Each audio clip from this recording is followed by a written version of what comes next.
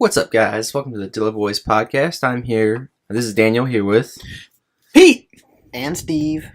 And it's a slow news week. Yeah, not much happening in the way of gaming. I'm gonna be looking into stuff. If you guys want to kind of jump in with some Destiny talk, and we'll move on from there. Yeah, as of right now, it's Tuesday. Us for recording. We'll have out by tomorrow, Wednesday.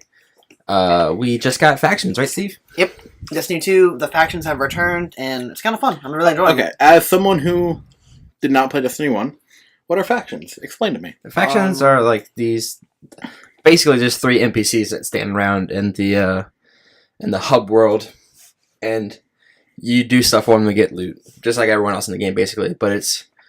Do they represent three different groups? Yeah, I feel like the groups don't really matter. Yeah, it's just kind of like whatever weapons they have and the combat they have. In Destiny 1, people never. I mean, there are the people who would pick a faction. They'd stick with the faction. You know, they rep Future War Cult, man. Get that new monarchy out of here. But some people are just kind of like, oh, look, new monarchy has this cool looking sidearm. Guess I'm with them this week.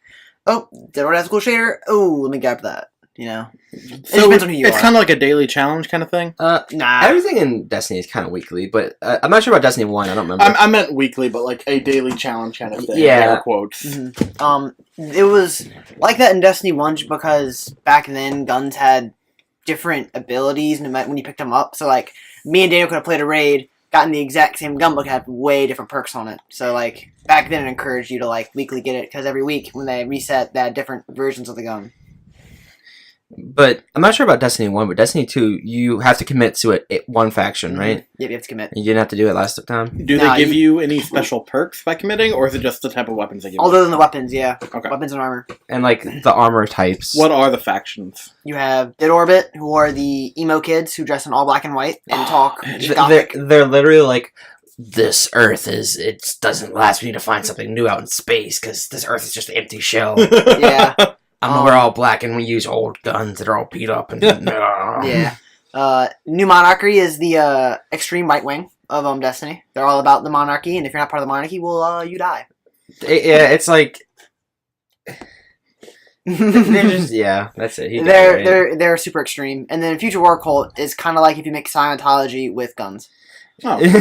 They're all edgy, and they're kind of edgy too, but they're all if anything else falls, we'll still be here. We're here to fight wars. All they care about is fighting wars and stuff. Yeah.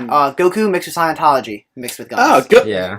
The best combination. But it's so non-important at all. It's just what they say when they give you the stuff. Yeah. It's really the way they designed it was every faction had perks and flaws to it. So you can kind of justify it, but also have a way to be oh well, actually. Yeah. You know. But you can have your three different characters, and you can have so you have your Titan, your Warlock, your Hunter, or your three Hunters, or whatever you want to have, and you can pledge to each different faction with each character. So you can technically have all three, or you can just be a really real edgy emo boy and only do Dead Orbit on all three characters. Yeah. I know a lot of people are doing with that. They're just pledging all three to different three, so that way they know no matter what, I can get anything. Yeah, and I still have two Hunters right now. I haven't deleted my second Hunter yet for making myself stronger and being a loser and doing 2 weekly challenges instead of 1 for the character. Yeah, I know a lot of people did that in D1. I know a guy who ran 2 Solar Warlocks like that. Yeah, every nightfall. Every chance you could get to farm the raid, it was crazy. Yeah, but I thought about just doing Future War Cult only, but I'm doing New Monarchy, my second guy. Yeah, I'm going to do all three for all three because I have Hunter, Warlock, Titan, and I'm doing all three on each. I think I'm going to do New Monarchy though on my Warlock, and then New Monarchy on my Titan because they have cool samurai looking armor for the Titans. Yeah, the New Monarchy I think is my favorite armor set out of all three of them. Yeah, I like that red and gold. For sure. That sidearm looks really good. I don't know if you saw the perks on it. What it says, so everyone has their own specific weapon that you can get from them, and it costs a certain amount of glimmer and also a victory for that faction. What is the victory for that faction? What is that? Every token you're turning into your faction is being added. We can't see it, but Bungie's keeping score. Whatever faction gets the most of those tokens they win on October 3rd, and then that means the gun that they have becomes only like 1,000 glimmer. Oh, okay. Whereas the losers, to buy their gun, It was like 50,000 or it's something like that. 50,000. Yeah, okay. It's a steep price. Oh, so I can just... Now, you can still buy it. You can just pledge your character for everyone and get the gun for cheap. Yeah, and then transfer it over if you don't want to Okay, use it. Like that's really cool. Yeah. I know that out of all three of them, I like the New Monarchy sidearm. Sounds really cool because it has high caliber rounds and the quick rate of fire, which means you can just stagger the heck out of people. Yeah. For PvP. But then that scout rifle looks really nice for the mid orbit. Yeah, I was thinking I probably like the scout rifle the best. Apparently, pulse rifles aren't very good for PvP or PvE. They're kind of chancy in this game, apparently. Yeah.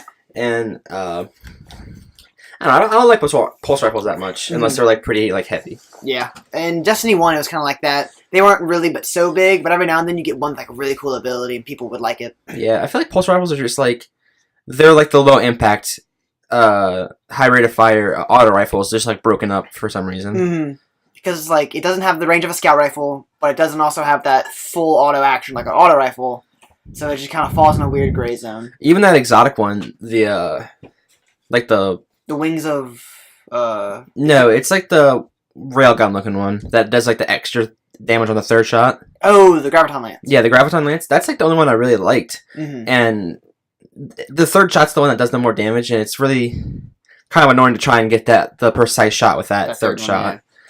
There's another exotic that's been doing really well in PvP. I've gotten melted by it a few times. It looks like an Egyptian gun because it has like the wings of Horus on it. I've seen that. Yeah, but the reason why people love that is because it's a 5 burst.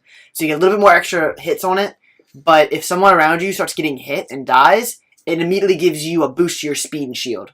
Okay. So you can like either dip out or like flank. That's cool. So people really like it really more for its ability than its rate of fire, but it's been doing well. Yeah, and that seems like a little bit easier on your fingers. Because like I've said, like the pulse rifle and the scout rifle can be kind of annoying when you're playing really long. Yeah. Like you're just like grinding. Yeah. Like I'm getting sick of hearing the Might Multi-Tools sound go off for every hit. I actually noticed like other people. I was doing Crucible earlier PvP, and I was like, I could like hear people using the Might because I got used to like the sound of it. Yeah. Were you doing Crucible with Gabe? No, I was doing Crucible solo. Oh, he was posting some stuff about doing Crucible. So I always assume. Sorry, I always assume when Gabe's online, he's just playing 2K. I was thought about inviting him on tonight to talk about it, but his girlfriend wouldn't let me because he has homework. Like, no offense to anyone that likes sports games, I just find them so boring. I feel like most people do, and people that like sports games are like, yeah, I can see why, but I love playing them. Mm-hmm. Like I have a friend of mine who he likes playing FIFA because he's a big soccer fan. But yeah, the sports game, forget it.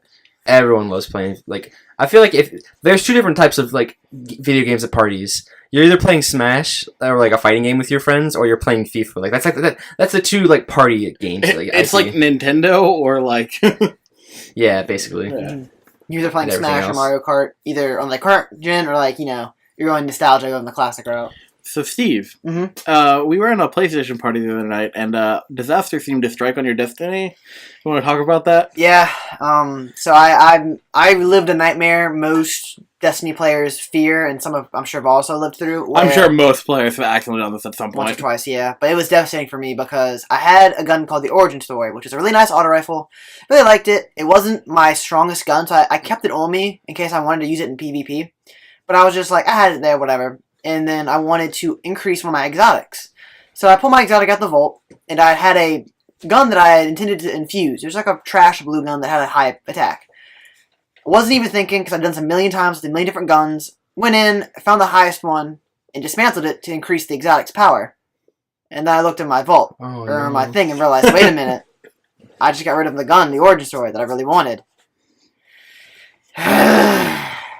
Oh no! I heard a sigh over the headset, and I was like, and then Steve was just like muttering, and I'm like, you good? Okay, so Steve, the solution to this problem is you go through and play the game again, and go and get the Origin Story from Zavala at the end of the game again. That's what I'm doing. My Titan's getting close. Okay, I don't think I've done that yet. Mm-hmm. I feel like most people end up doing that, but they're careful about it. It seems like something that could happen accidentally. Oh, easily. Especially because like I feel like Destiny kind of trains you not to care about like your old stuff. Mm-hmm. Especially like when you're like level like 1 through 19, you can really not give a crap about all your old stuff. Yeah. Yeah. It was just devastating because I got that gun right at the finish of the game, and I really liked it, and I used it for the longest time. Yeah, the origin story is definitely good. I still have it. Mhm. I actually just got it up to like 290 something. Yeah. I got all the way up to 297 today. Ooh, nice. Yeah, so I'm not sure if you have to. Okay, so I have one item that is past level 300. I have my Might multi-tool is 303. Yeah. So I'm not sure if you have to beat the raid to start getting stuff to get up to like level 350. Yeah. But It's like 305. 305 is Mhm. like the 300 because the Yeah, plus legendary 5 mods. stuff. Okay. So I'm getting close to 300. So we need some more people to play the raid with us. Yeah. I'm about to start I'm excited for that. playing Destiny. Oh, go ahead, Pete. Tell us why you weren't playing Destiny.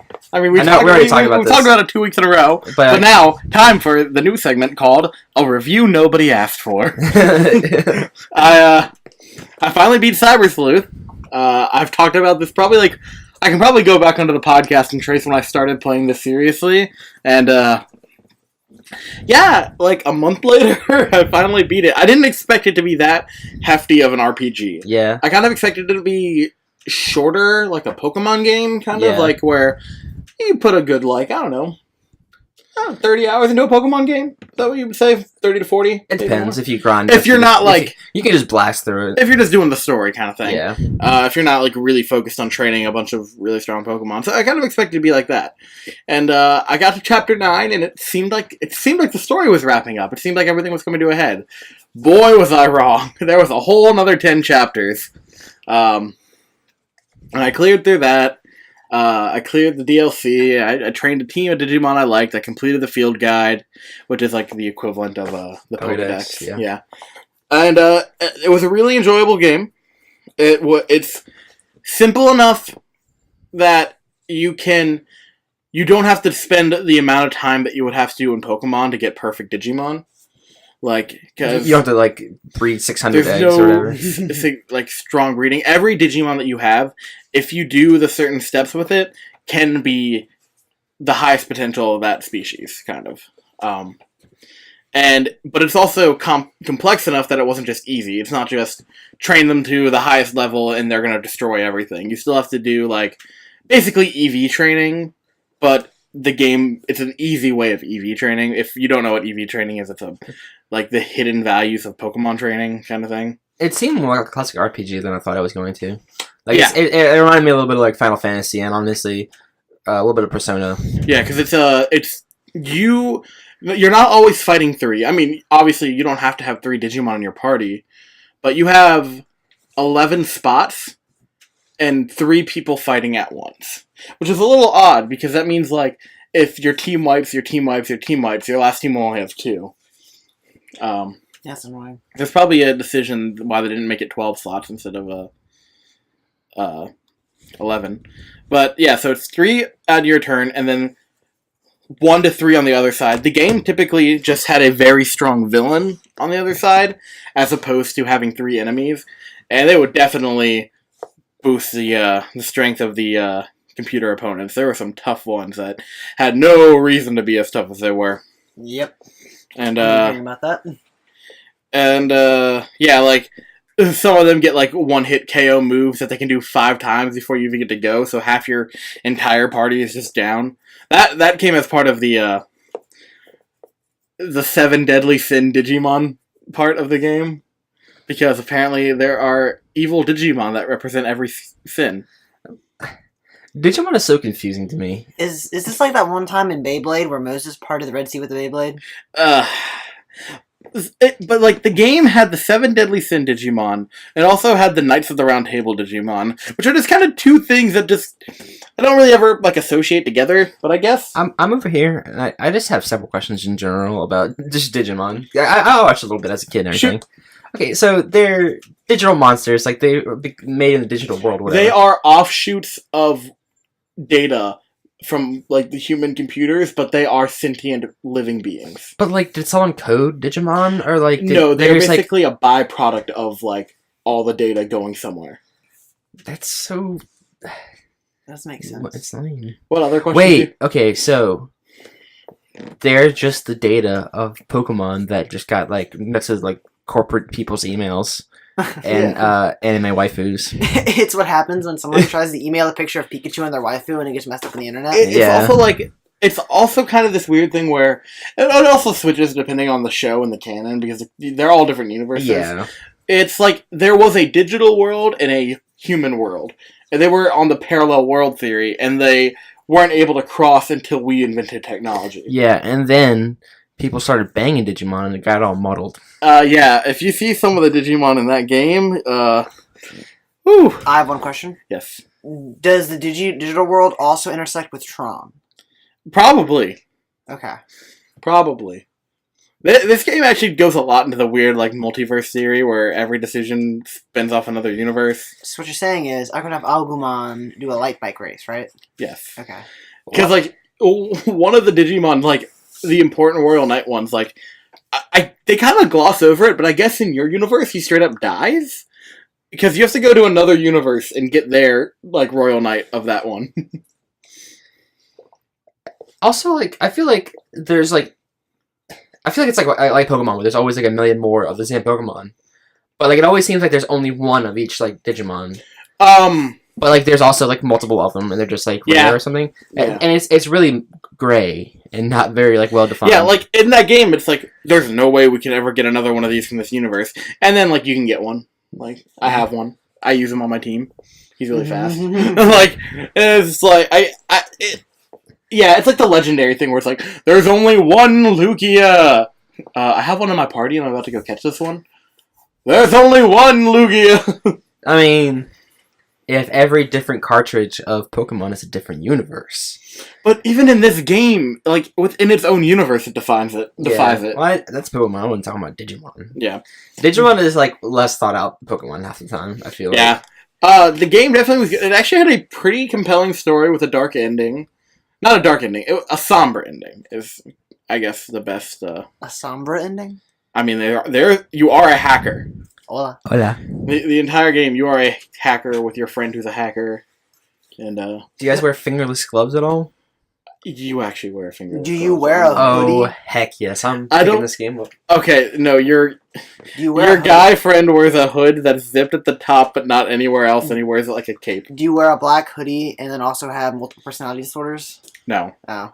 I'm not Mr. Robot. I don't know if the guy has a fingerless glove. The girl character which I played as definitely has a fingerless glove. She also used her goggles as a, like, ponytail strap. How does that work? I don't know. That's illegal. It definitely was a good game. It wasn't like a compelling story to like make me tear up at the end, but it was a good story. And like I enjoyed it. I don't think what else like happened worth talking about in it. Yeah, the Digimon universe has been a bunch of different series over the past like decade or 2 decades almost at this point. Mm-hmm. I think there's a lot of separate creative forces that had no wish to continue anything from the past. Mm-hmm. And that's why there's a whole bunch of BS. Alright, yeah. Like the Royal Knight Digimon and the 7 Deadly Sin Digimon. And then, if you guys remember, there's that one TV show, I remember when we were kids, where the humans were the Digimon. Oh. Like, they would Digivolve. I remember that. I remember seeing the commercials. I'm confused and also triggered. They were like fused with a spirit of an ancient Digimon. So they themselves would be the one that Digivolve.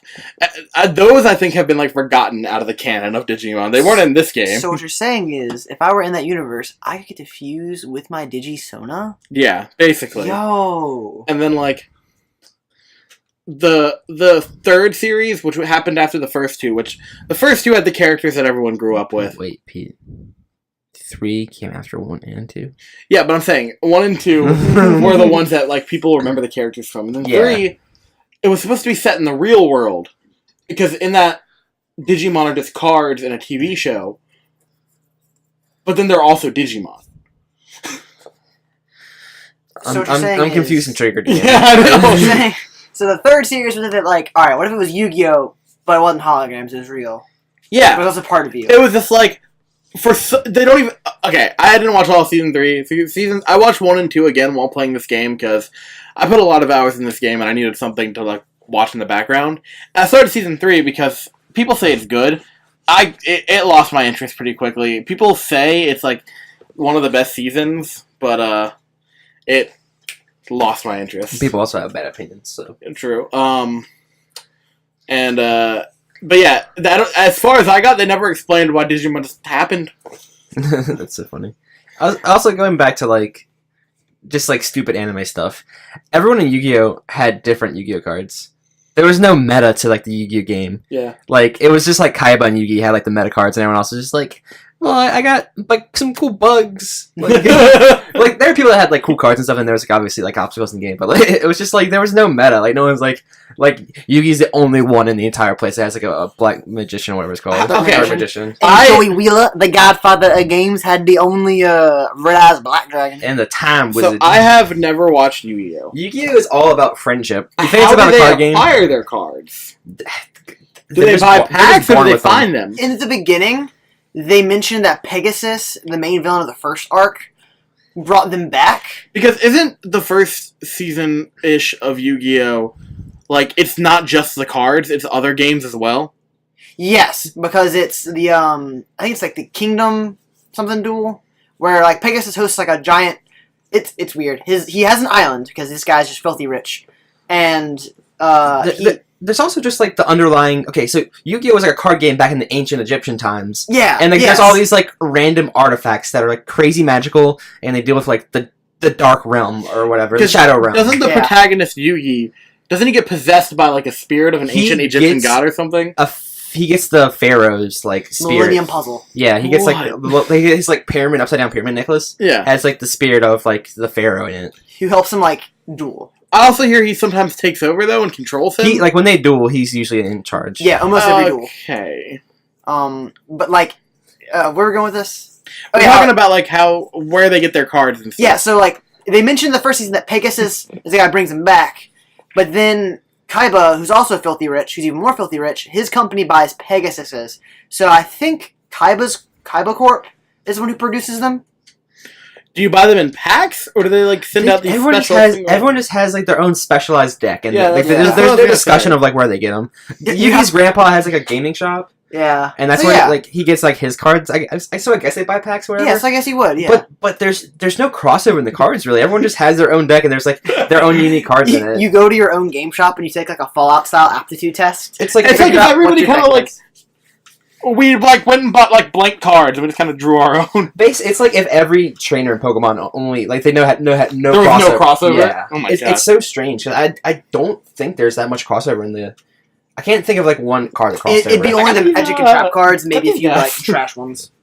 Like even like a lot of like the like trap cards and like other cards like Monster Reborn and like Pot of Greed and stuff like that. Mhm. I don't remember like many other people using those cards either. Yeah, that's true. That was a shout out to Team 4-Star and their Cell versus when Yu-Gi-Oh! When Yugi went to fight Cell and he brought out the rule book for the current Yu-Gi-Oh! Meta. Oh, you Stop them from using Pot of You Greed. can't use that card. Monster Reborn's been banned like forever. Yeah. Yeah. Or did you ever see the video from Michael from Achievement Hunter, his personal video about him playing that online Yu-Gi-Oh! Game? No. He loaded it up. He was recording because he was gonna do achievement videos for it. He loaded it up, hit play for the first game. The first opponent he faces got 3 Pot of Greeds, and then put out Exodia. Oh god. He literally didn't get to go and lost. I had a Yu-Gi-Oh game on the Game Boy Advance that was I want to. actually pretty fun. Are most but of the games just card sims? Yeah. Yeah. Okay. The Pokemon trading card sim for the Game Boy Advance or Game Boy Color was really fun. I actually never played that one. It's really fun. I remember hearing about it. It probably is less fun now because it's only like base set cards, Mm-hmm. Oh yeah. no EXs. Well, the thing about like the Pokemon like meta now, it's all like you just like all right, fill your deck with as many EXs as you can, and like all the other Well, stuff. they try to change the meta every like generation. I think EXs are completely out of play now It's just to sell more cards. because they got GXs now. They got GFs though. That's the real question. Because it was there weren't really any special cards for Gen 1 and 2. Then Gen 3 had EX. But they were like lame. They were lowercase EX. Gen 4 had Level X, and then it had What was the Legend cards? Like the double cards. Those are the best artwork in the whole game, I think. And then Gen 5 had they brought back EXs, but they also had Capital EX. Yeah, with capital EX. Gen 5 didn't have anything else. I don't know what I'm saying. Gen 3 also had something you're forgetting about, Pete. The e-card reader things. That was Gen 2. That was Gen 2? Yeah. Yo, those were the best. Then Gen 6 they kept EX, but they also had Mega EX, and then also break cards. I think we stopped playing the card game right around the time break cards came out. Remember, like, the solid gold Pokemon cards? Yeah, we didn't play competitive, though. We just played with each other for fun. We played with each other, but, like, we were aware of the meta. Yeah. We were aware of the meta and ignored it because it was stupid and it wasn't as fun. We played Unlimited, but we also had our own, like, set of homebrew rules within our friend group. Yeah, like, we had, for a while, because it's, like, so many of us, like, just didn't have the cards. We just limited to 1 EX per deck. And we kind of moved past that a little bit. We always kept 1 EX. We did allow for Mega Evolution, so... an original rule was we only allowed 1 2-stage. Or I guess some people call it 3-stage, but in the game it's called 2-stage. I think we stopped that. We did. Originally, that's what we allowed for, because people just didn't have the cards. Yeah, but it kind of became to the point where, like, if you had more than 1 in a deck anyway, it was kind of stupid, just because, like, that's waste cards. And so then we started, then we were a little light on that rule. Like, we had a bunch of different... We banned energy removal. Y'all banned energy removal. I still used it. Salt on Daniel's face. It was so funny. The only reason y'all banned it is because you were just mad about me using it. I even had the card. I just didn't use it because it was douchey. It's so funny. Yeah. You're like, well, because, like, if you have, like, a freaking Mewtwo EX and you just, like... You just keep loading it up like that one kid did? Yeah, which I did a lot too. That was when I was fighting that kid with my own deck, and like you guys were like helping him out, and I was like, no, I want to destroy this kid. We were teaching a guy how to play, and there was a Mewtwo from Gen 5 that it was an EX, and its damage stacked for every single energy you put 20 times every energy you have on your Pokemon and the opponent on their Pokemon. Yeah. And so we just kept telling this kid, just like, put another one, put another one, put another one. I think I beat him anyway, though. I can't remember. I'm pretty sure I did. Yeah, it was a lot more fun playing our homebrew rules because we could use some old fun cards that had like tricks in them. Honestly though, I feel like I'm seeing with more logic now than I did back then. We shouldn't have tried to ban energy removal. We should have just made you act it as a supporter. Nah. It's a normal card. Yeah, because supporters didn't exist back then. Oh, supporters were 1 per turn, right? Yeah. Oh, that makes a little bit more sense. I was thinking about like the golden like trainer cards where you can only use like once per match or whatever. Oh yeah. Oh yeah, I forgot about those. That was a Gen 5 thing. Like some of those sucked. Like some of them were just not computer good. search was garbage. Well, okay, it was not garbage if you played in the current meta, but a lot of those cards had non-special cards that from past generations that we had, and we could just use. There were some that were cool. They were like give like 9 extra HP to any Pokemon or something like that. Yeah, I had Master Ball and I had computer search. Oh, and I had like some weird like it was something to do with Black Kyurem and White Kyurem. I don't remember. I had so many Kyurems. DNA Splicer or something. I don't know. Yeah. I like how every kind of competitive game has a meta, and every like person who makes those games, it's interesting to see how they try to tweak it, or if they do try to tweak it, or let it sit. I mean, obviously stuff like Pokemon, Magic, and Digimon, they changed the meta just so they can keep selling cards. Yeah. And they're like, oh, you can't use those old cards because if you already have a perfect deck, why would you ever buy a new one? Yeah. Mm-hmm.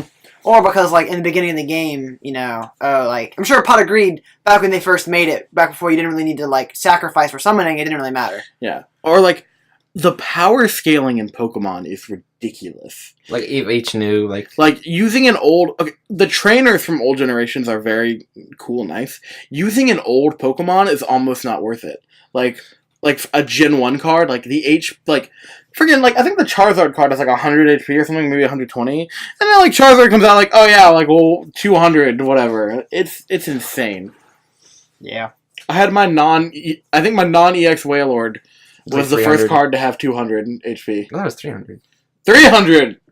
I think. Yeah. I can't remember. But now Mega EX is just all out the window.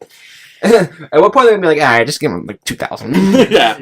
Yeah, it's like the Bakugan meta, how they all highest used to be 450 and now it's like in the thousands. What? Hey, Steve. Literally no one cares about Bakugan. Hey, So I gotta Steve. burst your bubble. You can make all the Digimon jokes. At least it's not Bakugan. Yo, roll Bakugan, not blunts, guys. Yeah, like also the attack damage is ridiculous. It was like I remember Hitmonchan ruled the Gen 1 meta with a 40 damage attack on him. Oh gosh. And now it's just like with my EX, with this power, with this like whatever boost card and like this special ability, it's gonna do 150 damage to that Pokemon. I remember like with the Mewtwo EX, I could just like stack it and like be like doing 200 damage. Darkrai could also do a ton of damage. I don't remember how. I think he had the same thing. Something about dark energies attached to him, and then you can also like do damage to people on your bench. Mm-hmm. That Darkrai EX, I remember it ruled our friend group, and it also ruled like the current meta at the time. Dude, my dark deck was like sick. Yeah. I had like Crocodile, Darkrai, and then I had like every version of Zoroark. Yeah, you did. I had like 4 different Zoroarks, and they were all like amazing. I remember that. You also had a pretty neat rainbow deck. My Eevee deck, where I had like that deck somehow worked. Yeah, like I had like on paper it should not have worked. I had like 6 or like I think like 5 or 6 different types. Yeah, because I had every. Did you have energies for every one of them, or just for some of them? I had a couple energies of each, and I had a lot of those energies where it's like 4 different energies in rainbows one. Or whatever. Oh, blend. Yeah, energies. blend energies. I had a bunch of those, and I had a couple rainbow energies as well. Rainbow was a neat energy that they discontinued for a while. That like really allowed us to do stuff like that. But like the thing was like, if I start like a lot of times if I started off with an Eevee, an Umbreon, or Espeon in my hand, I just won. Like I just didn't lose. I don't know if it's in the Gen 7 cards, but Gen 6 had Dragon energies come out, which would act as any energy that you needed them to. So it was like the new form of the rainbow energy. Dragon energies? Because Dragon, when they introduced the Dragon type mid Gen 5 Pokemon card, they didn't get their own energy. They had their own energy symbol, but all of them used like two different types. Energies. I thought I remember having a Dragon energy, but so I guess not. They did, but then they put out some Dragon energies in Gen 6, so you might have some. I don't think I even bought that many cards in Gen 6. But towards the beginning of Gen 6, we all did. Maybe. I don't remember. I stopped buying them because I just can't justify the money. Like, it's really... We had a lot of fun playing, but it was like, a lot of money into it. Yeah, like when you're like, fresh out of high school and you're not worried about bills as much and you just kind of have disposable income, it's kind of fun to like throw money at it and like play around. We blew all of our graduation money on Pokemon. Yeah. Looking back, I wish I bought computer parts or something more like worthwhile. We had fun with it. Yeah, I mean, yeah, for sure. And I can still like... I wouldn't mind going back and playing a couple of, like, rounds now. Every once in a while it's fun to burst out the decks and play a couple of rounds. But, like, anyone that's got, like, new cards, I can just get out of my face. Yeah. I'm not playing with you. Most of my decks don't have new cards. Yeah. Like, I keep it... I buy packs every once in a while because I also like the collecting aspect because of my binders and everything. Plus, it's fun to just, like, every once in a while just roll the dice, see what you get, And, but I typically... I'm just too lazy to go rework my decks. Like, I have my Regigigas deck, my Sark deck, as I call it, and... triggers me. That triggers a lot of people. that Regigigas level X pissed people off. It's just I can't even remember what it did, but it just wasn't fun to play against. I don't remember what it did either. It was douchey. But yeah, that one, and then I had my poison deck with it was a mixture of Crobat, a Gen 4. The Crobats were like so like they were weak, but they had like the best abilities. Yeah, it was a Crobat Prime because Prime cards were on a Gen 4 where they had silver borders and the Pokemon was really close up on the cards, like just their face. Yeah. And this Crobat, every turn it did 4 poison damage instead of 1, and then stack it with a gym card. It would do 6 poison turns. So you're doing 60 damage as a passive move. Yeah, poison decks are always fun. Also, Pokemon's a video game. This is right. We can a new Pokemon coming out soon, aren't we? We have nothing else to talk about. Yeah, we're low on information right now. Ultra Sun and Ultra Moon. I'm gonna play them. I know a lot of people aren't because they don't seem that different. I mean, but I'm a Pokemon fan. I'm gonna end up at GameStop or Best Buy, and I'm gonna be like, I guess I have $40 with me. I guess I have with me. money. Well, I mean, Black and White 2. From what they say, it's gonna be about as different as Black and White 2 were. I have But Black and White 2 are some of the best reviewed Pokemon games of all time. I enjoyed it. Are they really? Or people remember them fondly. I like Soul Silver better. Soul Silver and Black and White 2 are what sell for the most right now. Really?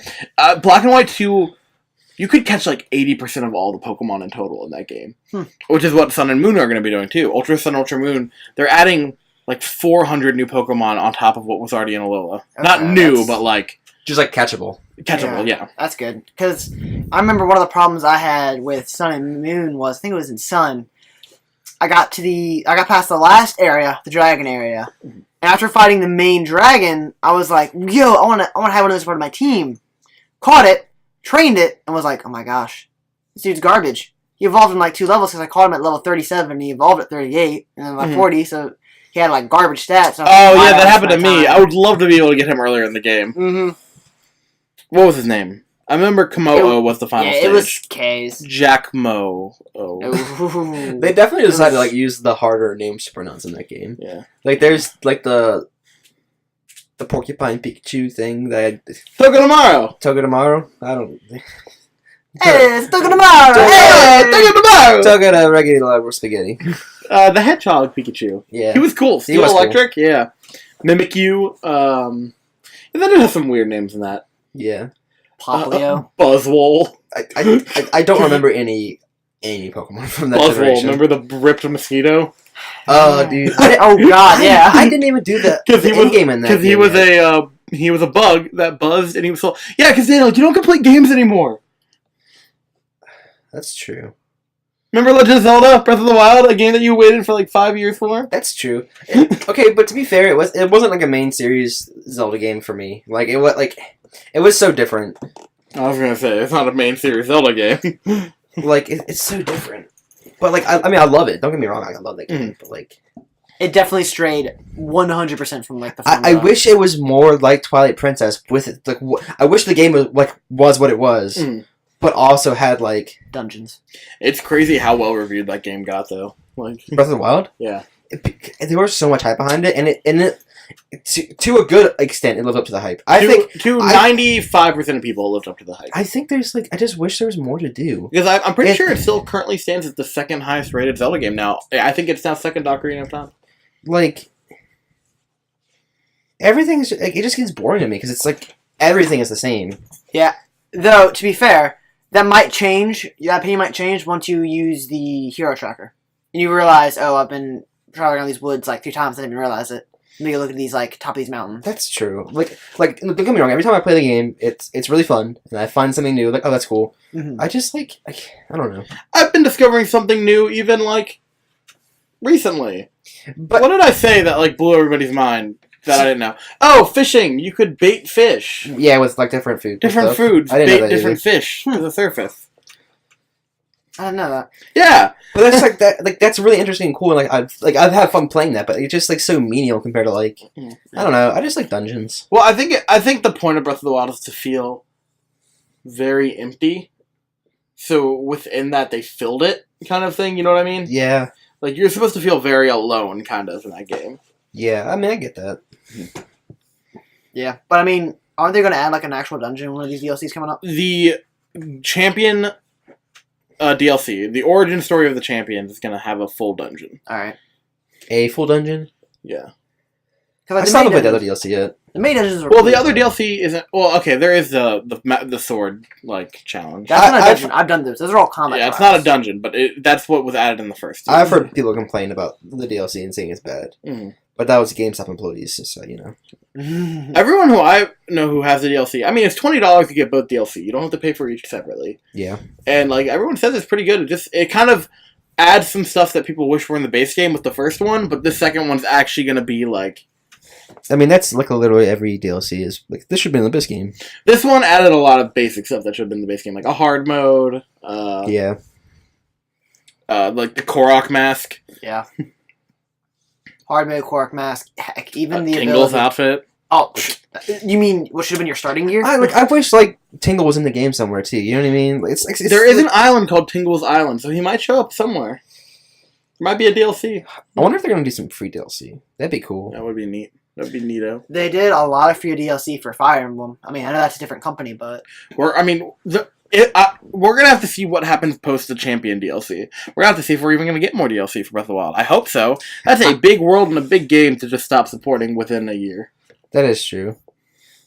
Unless, like, they're completely focused on making another game. Yeah, That's true. I can't fault them for that. but they might just kind of do what they did with Champion, and they might just make a big story and put it out every 6 months for a while. I mean, that'd be hard. There's a lot in that world that could still be explored. Mm-hmm. I just hope the sequel didn't take as long as this one does. Yeah. But rolling back a bit, because I brought us to a point of transition, and then Zelda smacked us with a truck and diverted us from Pokemon to Pokken.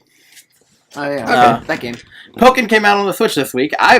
Me and Daniel, we both played on the Wii U a lot. Yeah, I played a good amount, honestly. And I bought it again on the Switch, and I'm actually, even though it's mostly the same game with a couple new Pokemon, it's a little bit more challenging, in some ways, just because there's more Pokemon to have to deal with and like fight and stuff. But like, I've been enjoying it. It's definitely been refreshing. It doesn't feel like I'm playing a game that I already played and already beat. It's been fun to relearn the controls and remember how overpowered Sceptile is and destroy through story mode with him. Yeah. And I really like the new Pokemon that they did in it. What is it? Decidueye? Decidueye is completely new.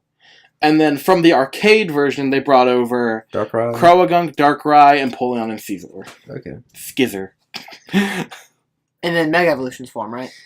All of them have their burst modes. Any Pokemon that has a Mega gets it in their burst mode. Okay. Gotcha. So I didn't play the game. of those, it would just be Caesar. Mega Empoleon would be cool. That would be. I wish we got more Megas, but it seems like Megas are kind of done now. Just kinda It was sad. so random. They're just like, alright, these like handful of random Pokemon get Megas, and that's it. It was a lot of Pokemon that used to be really good, but kind of had lost out in the recent metas. Mm-hmm. Like, Heracross was a lot in his early metas, and was completely out for a couple generations, and his Mega brought him back in. Yeah. And that was kind of the point of it, to, like, make some of these older statted Pokemon relevant again. Is there a Mega Crobat? Crobat? No. The Z moves do make more sense. I like the Z moves. Mhm. Those actually are pretty fun. The Pikachu one is so cute. When you do like the little dance the with the little Pokemon? ear dance. Da. And then Decidueye is freaking brutal. Oh, yeah. Where he pins someone in place and shoots them to death. Or freaking, Incineroar. He, like, summons a wrestling ring and it, like, spins his way across the stage. People hate Incineroar. I love Incineroar.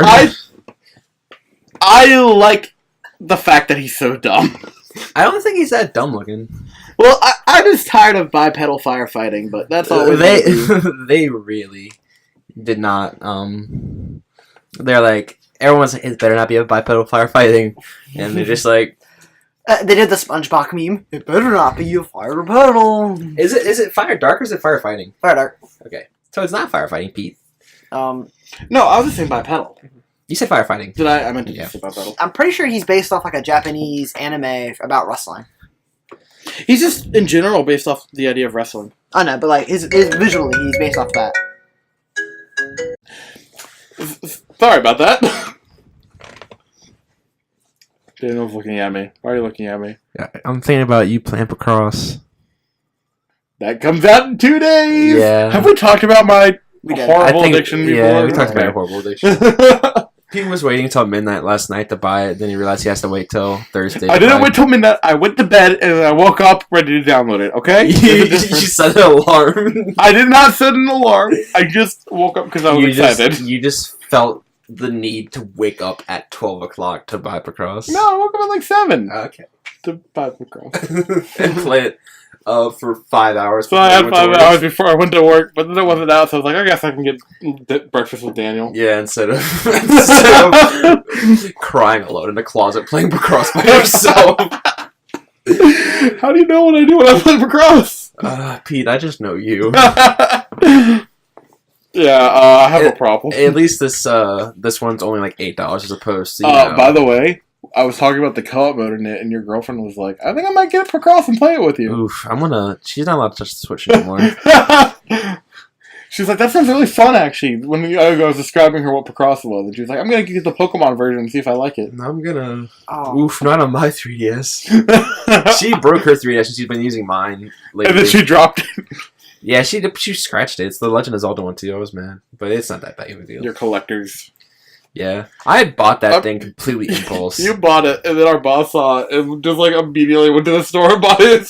I saw it and I was like, y'all get those in very often? They were like, the lady was like, no, not at all. And I was like, okay, I'll go and buy it. Came back and there was like 3 more that they got. But then after that, they stopped carrying them. Yeah, they did.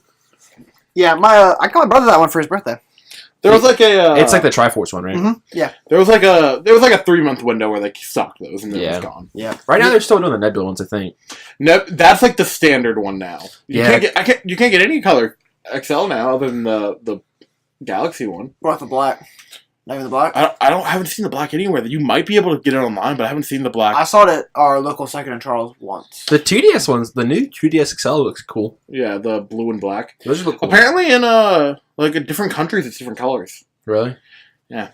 I have friends that I work with who are big video game fans and want to play Nintendo games, but don't want to buy the consoles. I'm like, guys, just get the new 2DS. It's literally $150. Or get the original 2DS for like $80. Yeah, even though that one's literally just a dumb toy. looking. and play all these cool games. Trust me. Okay, the dumbest thing about the original 2DS is that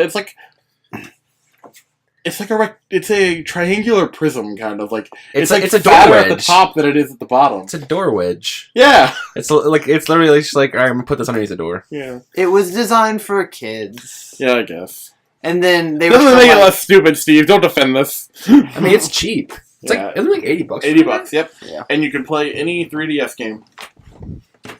I feel like most people don't even care about the 3D. Like the 3D on the new 3DS is like it's like With the the face face tracking tracking? is nice. yes. It's a gimmick. still don't. I've turn met it a on. couple people that live and die by it. They love playing it with 3D. Yeah. Really, But I didn't even when they took it out of Sun and Moon. I didn't even miss it. I didn't notice. Yeah, there was Someone told me about it, 3D and I was Sun and just Moon. like, I figured it out when I was like, oh, I'm in a battle. Me like see what the 3D looks like, and went, wait a minute. No, yeah. my slider. I think that's like what I noticed too. Honestly, Yeah, because around there, like, ooh, this is a cool battle. Like, let me put it in 3D, you know? you're like about to like use like the legendaries like move of the game or whatever. Mhm, You're just exactly like 3D mode engage. Yeah. That was like when I never used the 3D in Ocarina of Time on the 3DS until I walked in and I was like, alright, I want it cool. Yeah, it had an insane amount of processing for the 3D, and Sun and Moon was such a hefty game. Well, But they just ditched it. and the thing you can't even tell like when you're playing double battle that it slows down. Mm-hmm. Well, It chugs. not even just double battles. You have a Pokemon that has like a lot of particle effects on it or something. Yeah, it It's chugs. just like on the new 3DS, not like the old 2D. yeah, 3DS. the new 3DS XL it chugged, and I was like, oof, Mhm. ow, oof, ooey. Also, time to overclock this and water cool it. Which is Also- why people are calling like they need to put the 3DS in the pasture. We need to just either get a new handheld console or everything switch. yeah, because, like, do you guys remember when the new 3DS was introduced and they were like, yeah, we're on these new 3DS games that are going to be more powerful, that, like, you need to have the new 3DS to play. Like I think Minecraft is exclusive to the new 3DS. The thing is, the install base for the 3DS is so big. It's tough for them to You change it. cannot ignore that. That's why I think it's tough, because, like, the 3DS is huge, but even when it came out, it was not that advanced of a console. No, And now it's really showing its age. Like- and it's... like I meme on Apple about the Retina display, Uh-huh. like snake oil. But the 240p... Oh my god, it's 3DS awful. screen, It's so bad. Well, that's like Nintendo's thing. They try to use older technology to keep the price low. Yeah, Mhm. and the thing is, like, it is that bad, but it's not that bad. Kind of thing where, like, you're playing a game. Like, Yeah. you get the point. But, like, the fact that, like, watching the cutscenes from Sun and Moon extracted from the files on YouTube, Oh, yeah. where they're so crisp and clear, because That they is were true. rendered in HD, and then going on the 3DS where it's like, your smile is like 6 different pixels on your face. It's like they're all different colors because like they're like supposed to be like half part of your mouth, half part of your like face. Yeah. And just like, oh, this is rough. Yep. At this point, the 3DS should just become like an indie machine. Just put a bunch of indie games that don't need high resolution on them. Yeah. You know? I think the Super Nintendo games are exclusive to the new 3DS as well, Mhm. which I don't understand. I don't understand. Like, is it really that hard to run Super Nintendo games on modern hardware? I guess. Or maybe it's just like... I mean, the Game I think it's more of an Boy incentive. Color... Didn't they put NES games on the Game Boy They did. Color? The first time I ever played the original Legend of Zelda was on the port for the Game Boy Advance. Yeah. I think Link to the Past had a Game Boy port, but apparently I was wrong about that. I think it doesn't. I know they recreated some of the games as, like, different... Was it Oracles that used all the, like, bosses from the first game? Maybe. I never got a chance to play that game. Yeah, I never played Oracle Ages or Seasons. They have it on the 3DS now, and I kind of want to get back and play it. I just haven't. Yeah, me and my brother meant to go buy them and play them together, but we never did. I haven't played that or Link's Awakening DX or whatever. That I played on emulator during school. Whoops. And you totally have a backup copy, and that's why you have it on an emulator. Yep. It's still legal, though. Is it? No, I'm pretty sure if you own a copy of it, you're allowed to have an emulator. It's dumb. No, you're not. Whatever. Whatever. It's just a backup, Pete. Though, speaking It's of... like even if you buy a DVD, you're not allowed to like put that on your computer to watch it. Then why do they have programs that let me do that, Pete? Because it's supposed to be used for your stuff. That's why they fly under the wall. Like Handbrake. Yeah, DLC. Anyway, though, speaking of Super Nintendo, the Super Nintendo Classic comes out this Friday. What? This Friday. According to the No, I watched it. If we ever feel like we're recycling news, it's not because like from other YouTube channels or whatever. It's not intentional. Specifically referencing episode 2. Are we still recording? Yeah, it's... Yeah. Okay. Sorry about that. Sometimes I feel like we talk about we're recycling Did You Know Gaming or the No. It's not intentional at all. We're just conversating about what we're actually talking about. I know. I can hear from Daniel and I. We spit on a lot of stuff from the No. Steve, Daniel, and I do a lot of stuff from Did You Know Gaming. It's just it's relevant. It's what we need to talk about, and it's same as doing research, I guess. Yeah. It's just lazy research. Yeah, we're definitely not trying to rip them off. Or I'll bring up some topics that they talk about in Dude Soup, the Funhouse podcast, because they're not just video game focused, but they're more informative. Yeah. For a comedy podcast. So. Yeah. But anyhow, yeah, I was saying. Apparently, the SNES Classic is going to be way more available, and they're going to do at least a second production run of it. They're doing a second production run of the NES next year, but apparently, at least going to continue the SNES past what they originally said they were. There was someone released pictures of orders of inventory for Best Buys where they had hundreds of SNES classics. Really? Yeah. So, Reggie Fils-Aimé released a statement saying don't buy scalped ones. There's no need.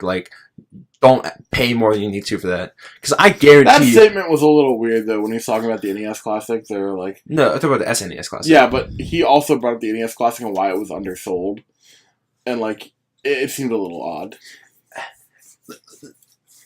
Reggie's not dumb. He I mean, he has to say what Nintendo tells him to say. Yeah, he has to say what Nintendo tells him to say. But when he's dancing around stuff, he knows that he's doing that. I like Reggie. Yeah, Reggie's a good guy. I've never seen anything really negative about him. Him and Miyamoto. Yeah. Oh, It's Satoru Iwata. I almost said Sakurai because all of the memes that used to go around on the Miiverse stage on Smash where it was Rip Miyamoto, Rip Sakurai. I think I accidentally wrote Miyamoto one time. You accidentally did it and just were whatever. Someone responded to me and they were like, "Come on, man, you gave me a heart attack." I was like, "I'm sorry." I did it completely by accident, even though there's people doing it on purpose. Yeah. Well, as we bring this week's episode to a close, we got anything else to say? I'm gonna get myself a SNES Classic, I think. I would like to. If I wasn't opening for my job that day, I would have camped for it. What day is it? Friday. 2 days from now, Friday or next Friday? This Friday coming up. Oh my god. I thought it was going to be sometime in late October. I also open Friday. I don't. My brother doesn't, so I think he's going to do it for me. That's what little brothers are for. Yep. Well, thanks for tuning in to this News Light episode of DilaBois. Also including Yu-Gi-Oh! And Pokemon. Yeah. And a phone ringing that never happened. Shut up. Bye, guys. We'll see y'all next week.